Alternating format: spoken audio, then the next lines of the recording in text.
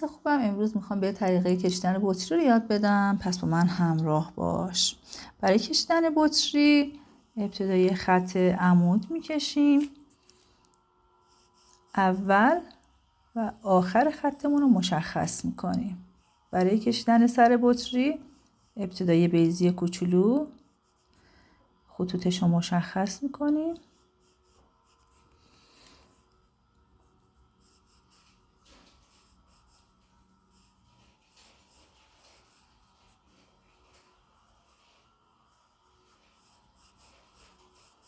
این سر بطریمون 2 تا بیضی کوچولو. بعد از اون برای بدنه بطری خط بزرگتر و بلندتر، یه بیضی بزرگ برای پایینش هم یه بیضی بزرگتر.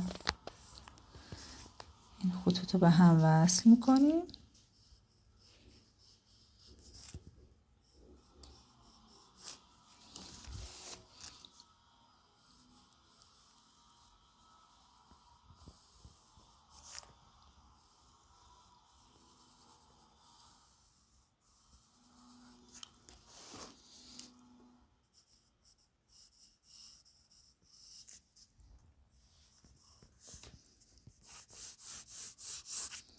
اینم طریقه کشیدن بطری.